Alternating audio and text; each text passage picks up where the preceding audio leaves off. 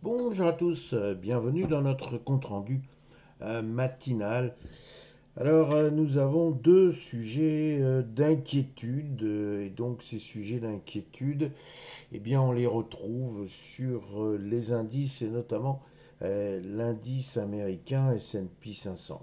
Ces sujets d'inquiétude, c'est d'une part une prise de bénéfices assez massive sur le secteur des semi-conducteurs. Alors me direz-vous, oui, mais enfin, celui-ci avait pris un tel envol que, bon, il est un petit peu normal qu'il y ait effectivement une rotation sectorielle, c'est-à-dire que l'on prend des prises de bénéfices sur un secteur qui a bien marché et puis on va chercher à voir s'il n'y a pas d'autres secteurs qui seraient en retard.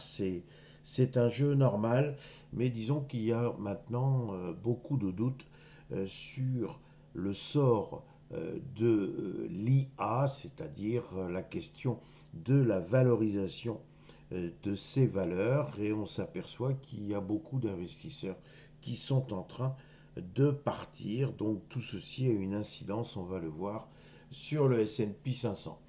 La deuxième raison, la deuxième source d'inquiétude, j'ai envie de dire, vous la connaissez par cœur ou au moins aussi bien que moi. Il s'agit de la reprise des hostilités dans le détroit d'Ormuz. Et là, on voit bien que l'ébauche d'accord qui avait semblé prévaloir, et bien tout simplement, cette ébauche, elle a disparu. Et puis nous en sommes dans une situation qui est une véritable situation de guerre, une véritable situation d'escalade. J'en veux pour preuve que le baril de pétrole est en train gentiment mais sûrement de progresser, et ça c'est assez inquiétant. On était à 70 dollars en début de mois, on est maintenant à 90, et donc ça c'est pas bon parce que ça veut dire de l'inflation, ça veut dire de possibles interventions de banques centrales, ça veut dire de possibles hausses de taux, bref, tout ce que redoute un marché action. Alors commençons immédiatement avec notre CAC 40. Alors le CAC 40, j'ai titré qu'il était bloqué.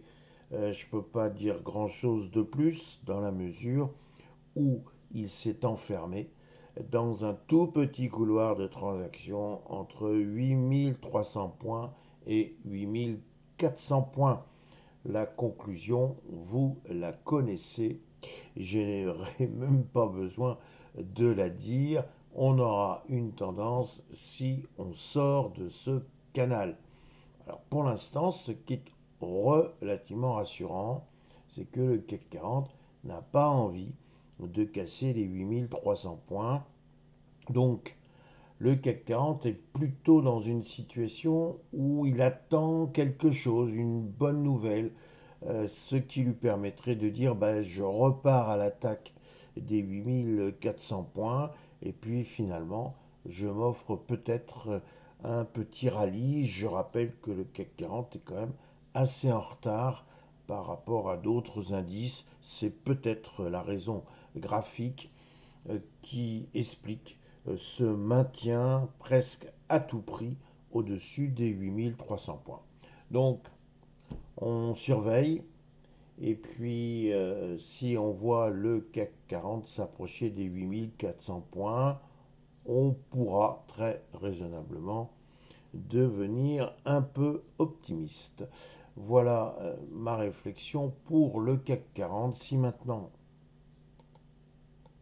j'en viens à commenter ce que je fais bien naturellement, le parcours du S&P 500, là, je constate que ce que je redoutais la semaine dernière s'est produit, à savoir un retour sous la résistance des 7500 points. Vous vous souvenez que j'avais euh, expliqué que je ne voulais pas tout de suite transformer cette résistance des 7500 points en support, car à mon avis, il y avait quand même beaucoup de doutes de la part d'acheteurs qui s'étaient peut-être un peu emballé en allant au-dessus des 7500 points. Et effectivement, vendredi, ça a été encore une fois un cumul de mauvaises nouvelles en provenance des semi-conducteurs, parce qu'effectivement, les résultats sont exceptionnels. Oui, mais il y a une concurrence chinoise dont il faut euh, tenir compte. Il y a peut-être des puces là-bas qui pourraient très très nettement concurrencer celle de Nvidia. Alors bon, ça c'est sûr que c'est pas une bonne nouvelle. Et puis encore une fois, eh ben, ce baril de pétrole qui est en train de reprendre est honnêtement ce que on peut qualifier de bourbier dans le détroit d'Ormuz. Comment les États-Unis vont-elles se sortir de tout ceci? On parle au minimum d'une grosse ornière. Le fait qu'il y ait des soldats américains qui soient malheureusement disparus là-bas, tout ceci, c'est pas bon. Lorsque on entend des mots qu'on ne devrait pas entendre du style vengeance, ça fait peur et on voit pas très très bien ce que peut véritablement faire les États-Unis pour se sortir de tout ceci. Alors oui, certains généraux qui eux connaissent mieux la matière viennent dire tant qu'il n'y aura pas de troupes au sol, eh bien on ne va pas s'en sortir.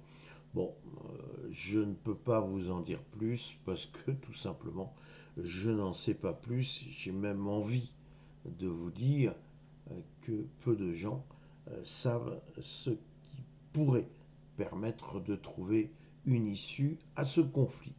Donc notre S&P 500, bien, on va le surveiller pour voir si il a la force de remonter au-dessus des 7500 points. Ça voudrait dire que les marchés américains définitivement ne veulent pas se préoccuper du conflit avec l'Iran. Ce serait quand même un peu étonnant, ne serait-ce tout simplement par le fait que les cours du pétrole sont en train de s'envoler.